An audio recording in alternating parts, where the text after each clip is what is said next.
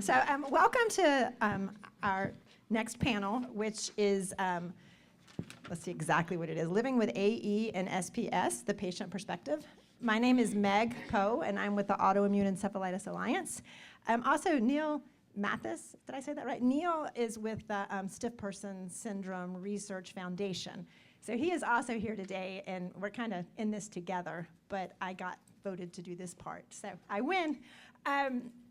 This is my second patient day.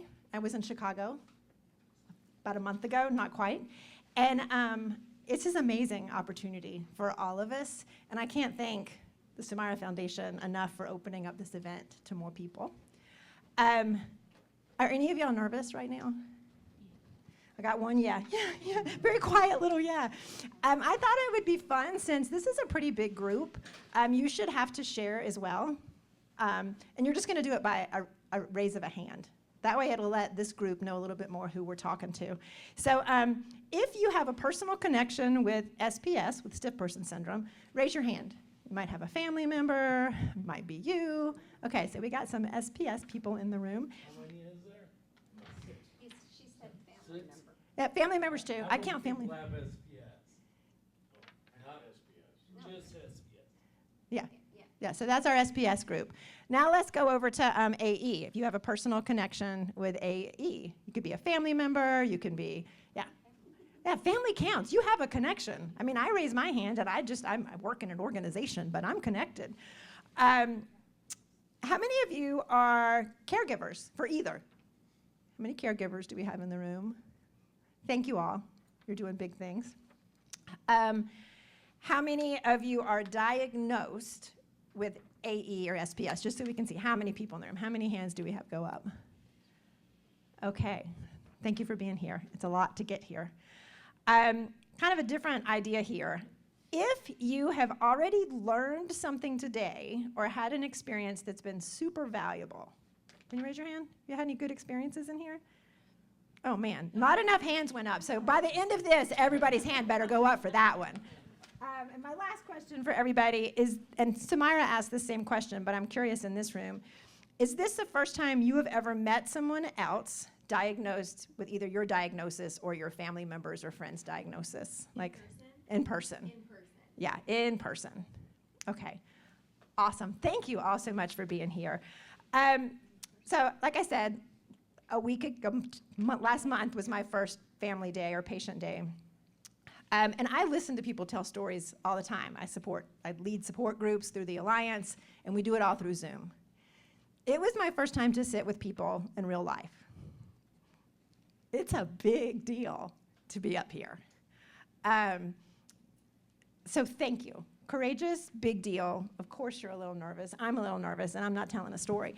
So I just want to say to the panel, if you're suddenly answering a question or get asked a question and you're like, not right now, you can pass, right? So don't put any pressure on yourself to engage if you just need a breath. You know, tap out the person beside you, say it's on you now. We'll figure it out, we'll make it work. But we should all be comfortable here because we're in this together. So, on to what you really want to know about and me not talking anymore. For the panel, I want to do just like a really quick, short introduction, which is always hard to do. Your name, your condition, and how long did it take you to get a correct diagnosis? Name, condition, how long to correct diagnosis? My name is Jordan, and I was diagnosed with encephalitis. And what do you mean for the last question? How long did it take from when you started having symptoms to when you got a diagnosis? Around about. It took a month. A month. Okay, so a month. Thank you. All right, my name is Shane. I'm diagnosed with Stiff Person Syndrome, and it took me 15 months to get a diagnosis, so I'm a little jealous of the 1 month thing here. Yeah, you were a winner. Okay. Hi, my name is Michelle Hill. I started symptoms in 2002, and it took 13 years before I was officially diagnosed with Stiff Person Syndrome in 2015. by Dr. Stacey Clardy. We've also got another mic. Let's see if we can. Hi, my name's Dan Eastburn. I have stiff person syndrome. I started to notice it in March of 2018, diagnosed in January 2020, and working on it ever since. I'm Cassidy Davies, and I was diagnosed with NMDA encephalitis this June, actually. And looking back on my symptoms, it took probably about a month to get diagnosed from when they started. I'm Brandon. I'm Cassidy's husband, caregiver throughout this diagnosis. Thank you. I'll just hang on to this mic and y'all can hang on to that one and we'll keep moving it around. Okay, just for everyone that's here, I'm curious, and you can use your own words for this. Where would you say you are in your journey now? Like maybe you feel like you're newly diagnosed, or maybe you feel like you're living life. You know, what would you say is where you are? Does that make sense? Okay. I would say I'm living life right now. Yeah.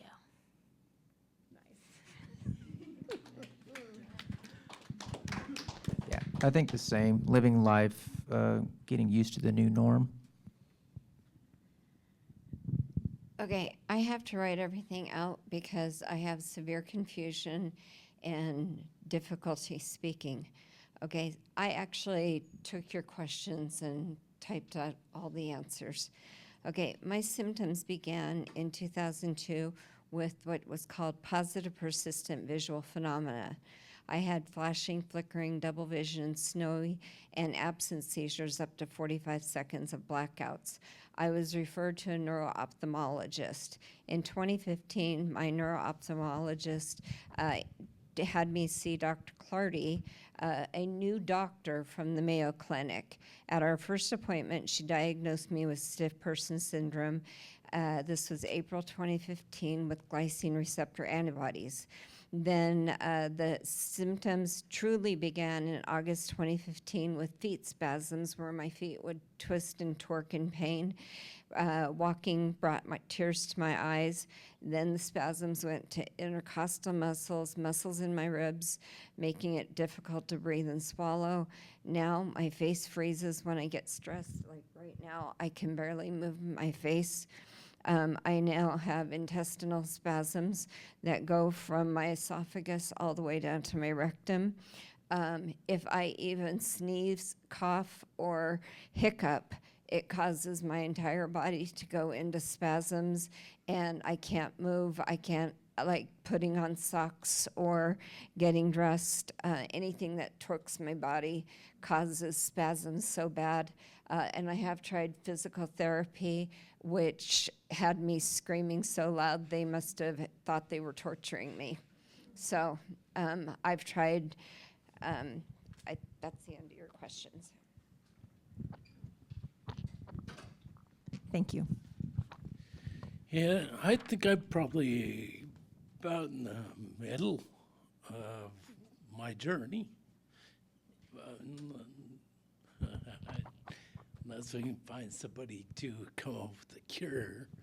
But is my symptoms, you know, as they started out slow, you really don't realize that something's kind of going wrong.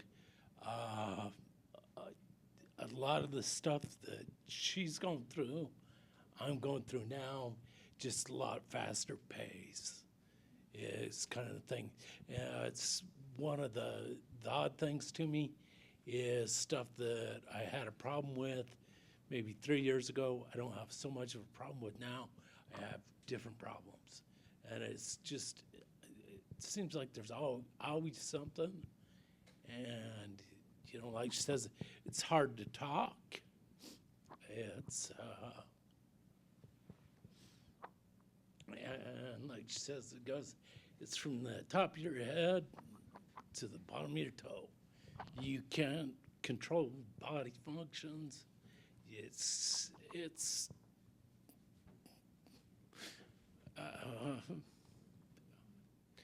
I don't know how to really explain it. I'm trying to keep my composure here because I don't talk about it.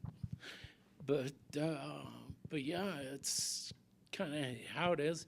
Have a lot of muscle spasms. You can't walk.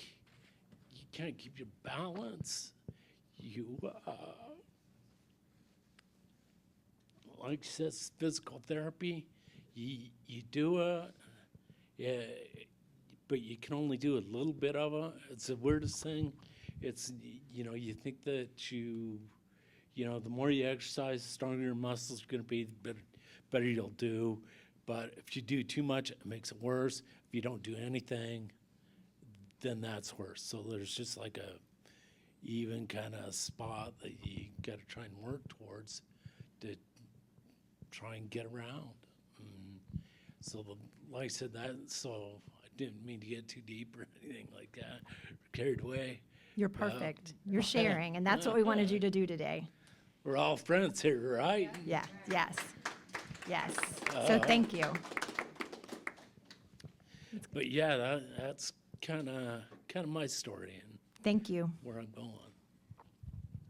going. I'm just grateful to be here because it's been a really lonely journey. It's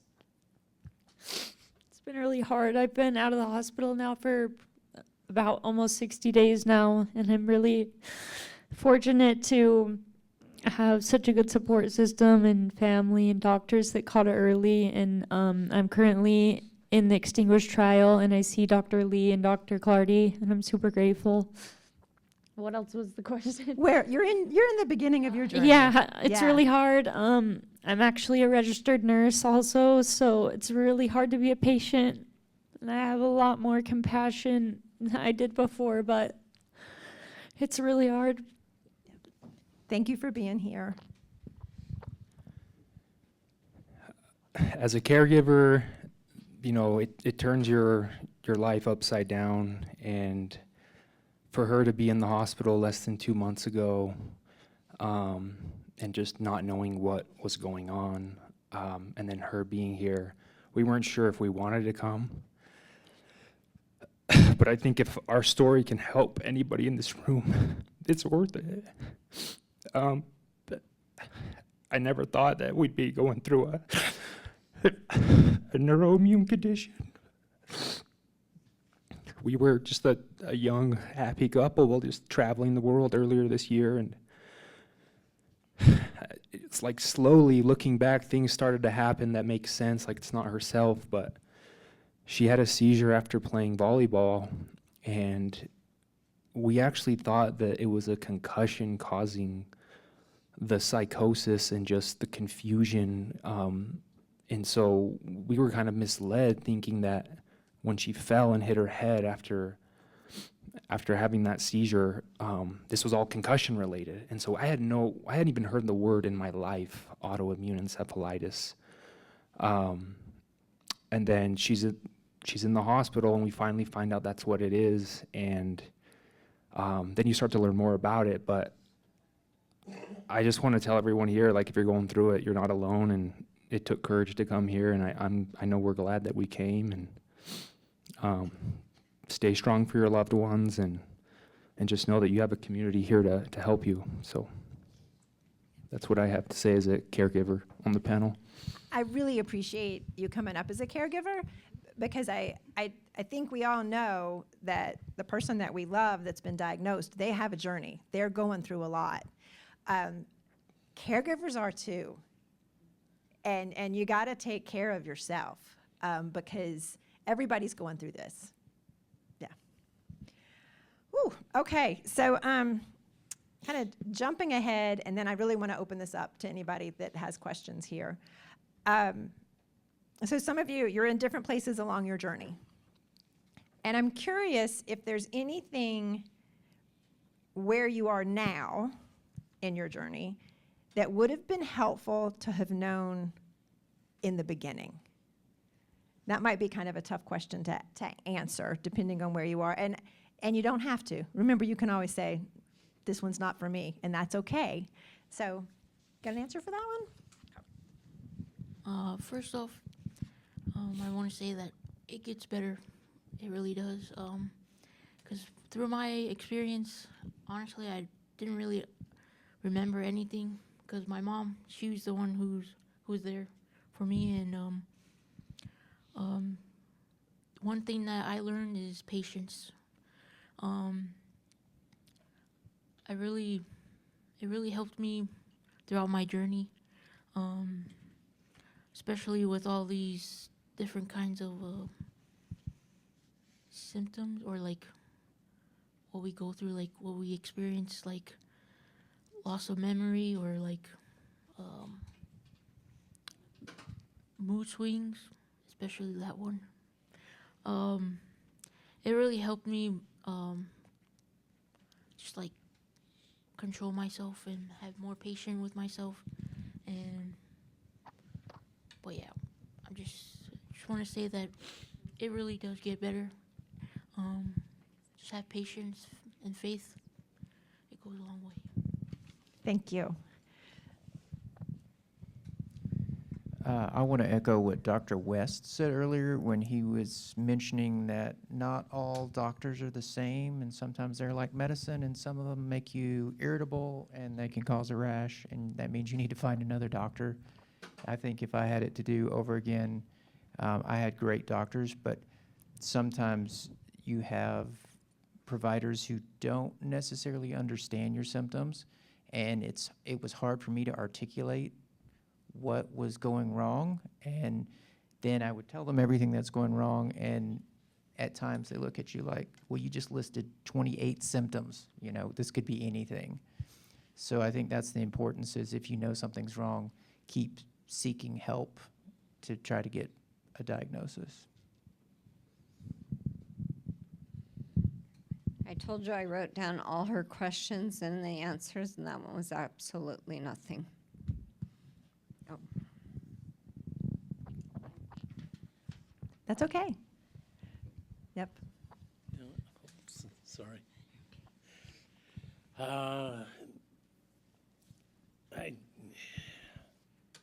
What was the question? It's basically, what is something you wish you would have known at the beginning of this okay, journey? yeah. See, lack of concentration. How about that? Yes, I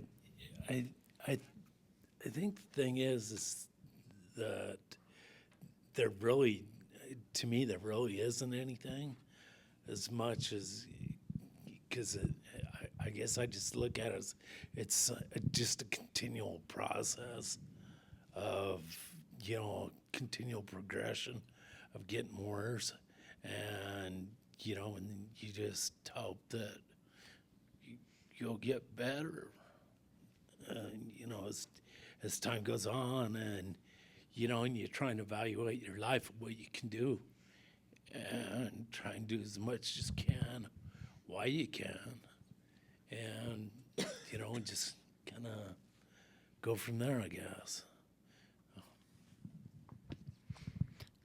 I think the hardest thing for me is I wanted to understand exactly what was going on, why it was happening to me, and all my doctors say I know too much.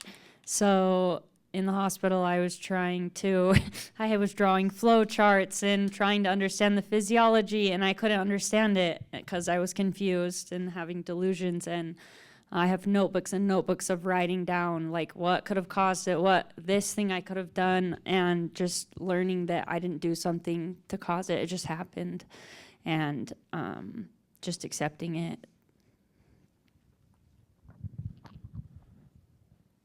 Something I would tell caregivers that maybe the first day they find out that someone's diagnosed, a loved one, don't expect like recovery or healing to just be here's today and then 3 months from now, just a straight line or like a linear recovery. It's going to be, wow, she's great one day, and then there might be a day where it's just emotions and crying. Just expect those days, really hard days, and be prepared for them, because that's how this works. Is it's not going to be better. It can be better, and then really bad, and then, you know, better. So that's kind of what I would say, going back and reflecting to people that first find out they have a loved one with this, is just be patient and just know it's going to be highs and lows throughout the recovery. I like that we were bookended with patience. Sounds like we need a lot of patience here. I sent everybody the questions, so they had some advance notice. I want to open it up if anybody has a question, and I also want to say to everybody up here, you don't have to answer it, right? This is a lot of pressure. I mean, it can be. I was going to get to there. I was going to give them a moment. Can I let them ask one, and then I'll come back to that? Okay. So anybody, a question that you'd like to ask? And you don't have to have a question either. This is, again, anything goes. Well, I would love to bring in the aspect of comorbidities. So SPS is the gift that keeps on giving. And so if you think you learned how to work a new normal, and then you get something else. So we're up to 7 now, and you know, they poke each other, and you have morologists, and that's fun. And so you ask one ologist, and they said, well, go talk to the other one, and the other one, and the other one. And they're all just pointing their fingers. That's very frustrating. So learning how to be an advocate for yourself, following your intuition, and to be resilient that you're a consumer. So fire that person's bum if they're not listening. So it sounds like more than a question. You had a statement you needed to share. Yeah. Yeah, which was, I feel like kind of goes along with the idea of if your doctor isn't giving you the support that you feel like you need, it's always okay to go somewhere else. Sure. Yeah. Fire them. And the question is, we have not brought up comorbidities. So what would you like to ask this panel? Anybody else diabetic, Addison's disease, lichen planus? I mean, it's just so sweet. I have 4 rare incurable autoimmune diseases. I cannot take the medications for stiff person syndrome because they contradict the medications that I have to take for systemic sarcoidosis, but sarcoidosis can kill me. Stiff person syndrome just puts me in a lot of pain, and so and the other ones, I mean, there's nothing they can do about it. So yes, I understand comorbidities. Brian?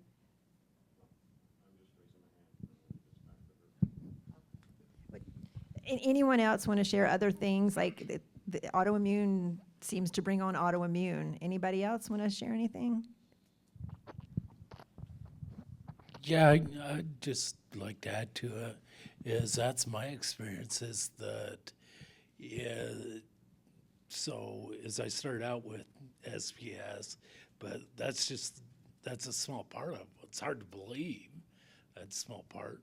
But then all of a sudden I start having liver problems, then heart problems, lung problems, you know, as it just keeps going and going and going.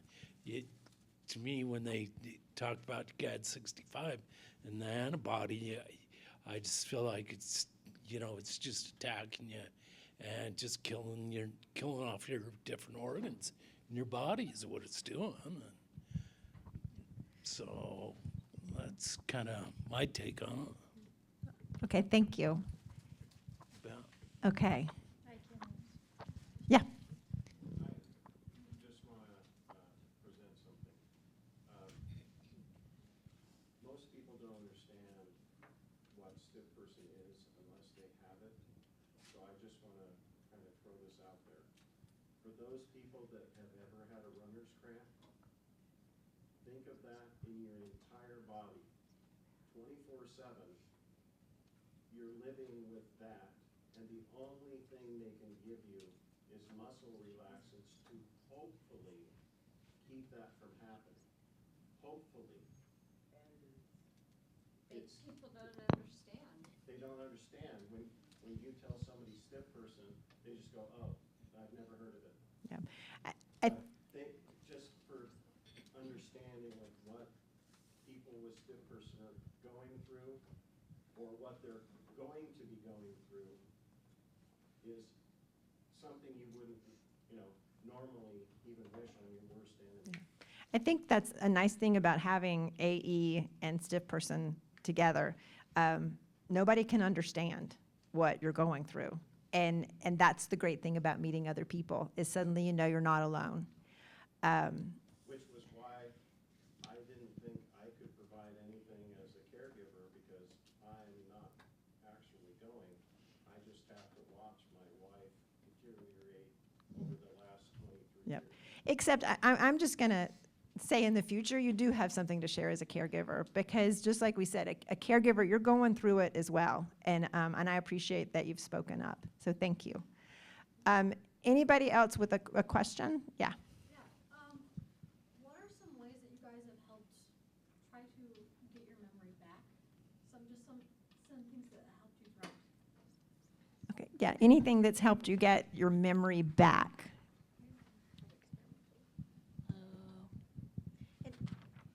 I'm going to add to that a little bit. So help get your memory back. And one of the questions I had on here is, what sources beyond the healthcare system have you found helpful and supportive? And that might be with memory or with other things as well. So other than healthcare or what you normally do. Does that make sense?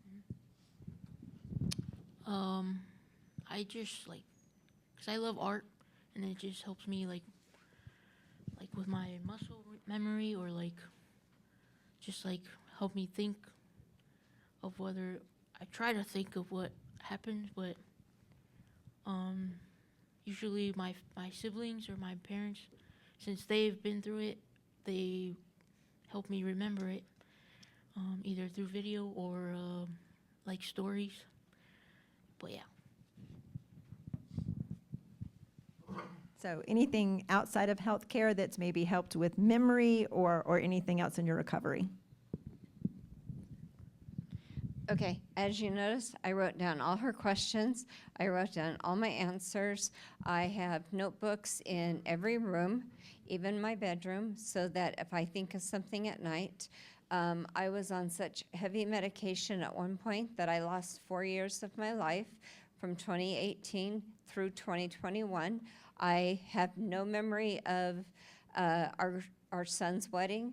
I have no memory of COVID or anything that happened during COVID. I have no memory of January 6th and that election and the insurrection. All I have is watching videos. I am so thankful for Facebook, because apparently I wrote down everything and took lots of pictures, and I'm copying and pasting those into a journal so that I have those kind of memories. I would like to say that I'm sorry if I offend somebody here, but I hate it when somebody says, I'm praying for you, because for the last 23 years, those prayers have not worked, and they have not given me strength, and they've gone the opposite way.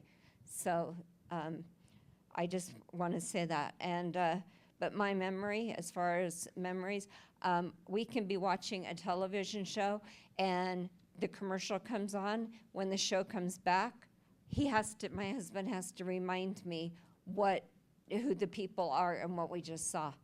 So I have absolutely no memory whatsoever. And continuing what sources beyond healthcare system is my husband. He is my strength.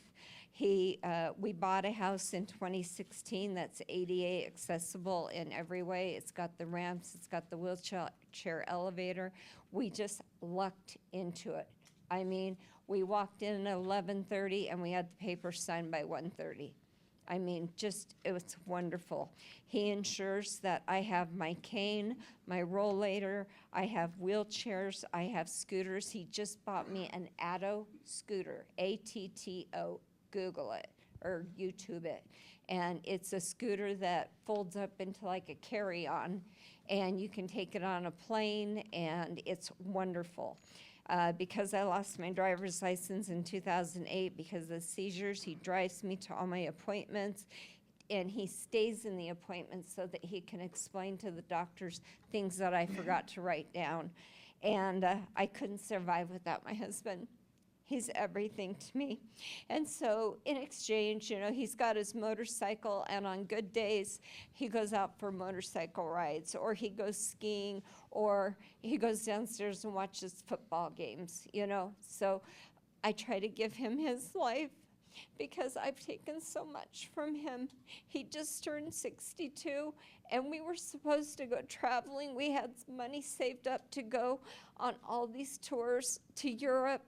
Europe is all stairs and cobblestones. You know, we can't do any of the things that we've done. And you want to know what he says? Don't worry about it. We'll take things one day at a time. If we go to a concert or we go to a Broadway show and I fall asleep, he just says, come on, let's just go home. He is the most patient, wonderful person in the world.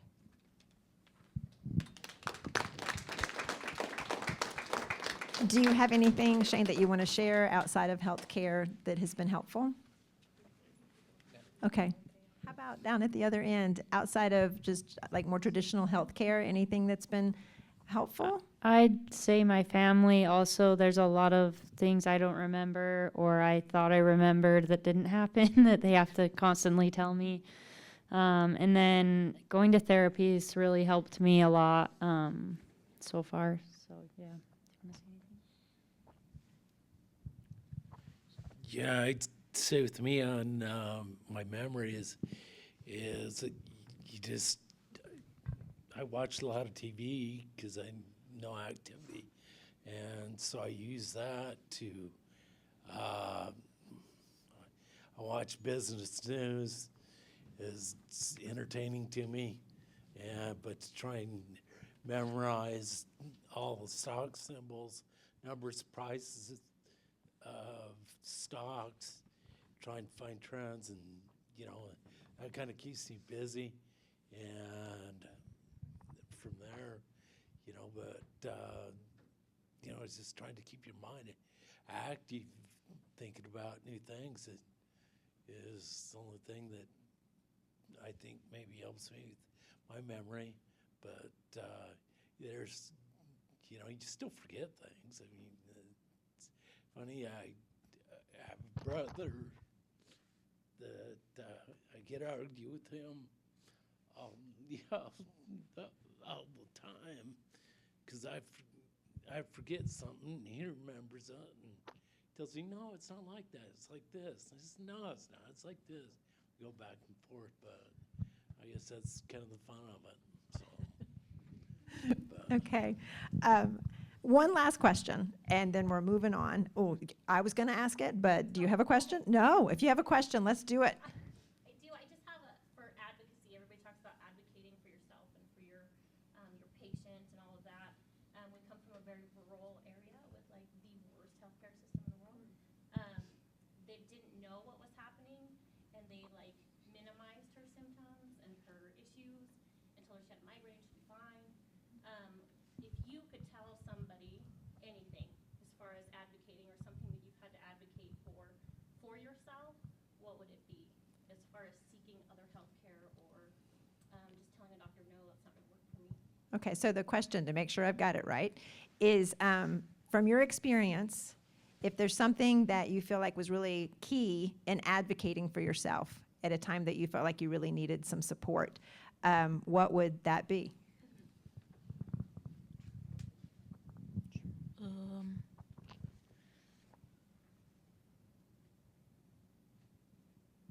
Sorry, Nope, it's fine answer, fine answer. Yeah, the key thing in advocating for yourself, in my opinion, is just going back to if you know you have symptoms and they're telling you that, I don't know what this is, or it's just a self-limited problem, but you're still having symptoms, is don't be disheartened. And I try not to take it personally. Sometimes it's like any other job in the world. Not every doctor is the same. There are going to be good ones, there are going to be average ones, and there are going to be ones who might be a step behind. or they may not know that particular problem. And so I find that follow your gut. If you feel like you do have problems and you still need help, continue to seek help and try not to be deterred just because one person or two people have told you you're on the wrong path. I would say do not start out at an appointment saying, I read on Google, okay, or I Googled my symptoms and this is what I have, because that they turn you off right away. What was your question? Well, that wasn't, but that was our question Oh. here. So for advocating for yourself. To advocating for yourself. What I do is, well, I didn't know they counted it up, but my chart, turns out I have 1,970 comments, and I didn't know there was a count at the bottom. But what I do is I send pictures to my doctor. I send, if I find an article, I copy and paste it, or I put a link to that article.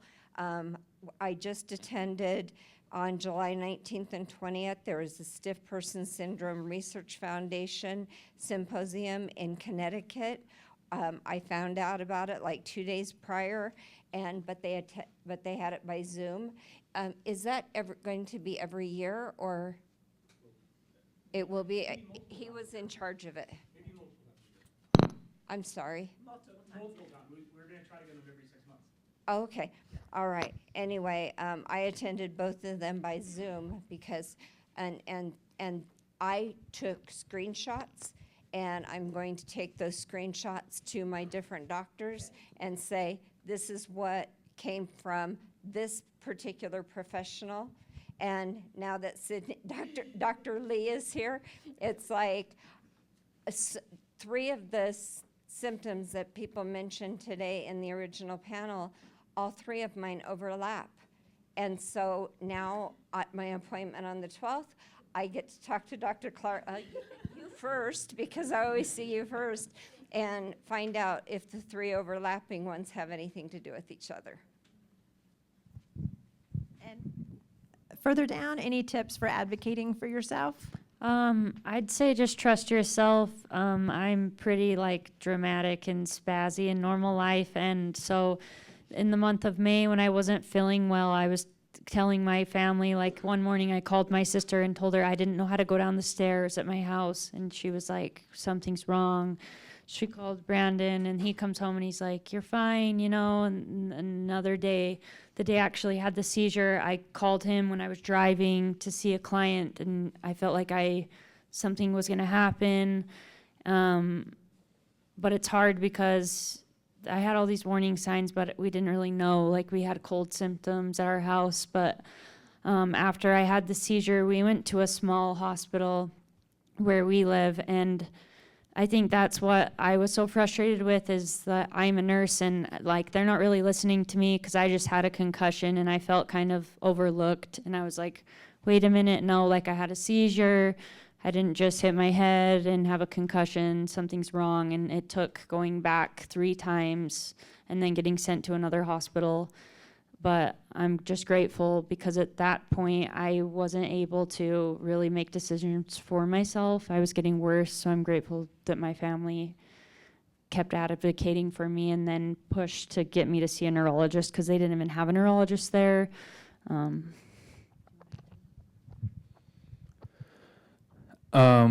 Ways to advocate, or at least what I did as a caregiver. Since I had no idea what was going on, I was like, okay, I'm going to just document everything. So take notes, because the doctor comes in, the specialist, and he sees you for 10, 15 minutes and he's gone. You're the one sleeping, losing sleep, watching her do all these things while he's not there. So I just took great notes for the first 10 days. I used ChatGPT. I kind of nerded out with it, but I would tell it what she was doing. And then when the doctor came in, it exported a Word doc of everything that happened that night, and he took the time to read it. And those are things that you just have a hard time remembering when he comes in the room, because when he's in the room, time, the clock's ticking. You feel like there's a timer with the doctors when they come in. So he read it, and I'm glad that I took those notes because I felt like it just helped me organize what was going on and like certain medications and how they made her feel.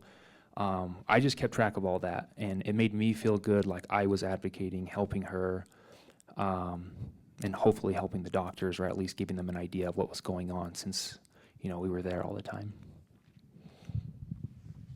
Okay, we went way over time, which was really well worth it. So I am so grateful and appreciate you all being up here, having patience, being brave, being courageous, and I think you are free to go. Thank you so much.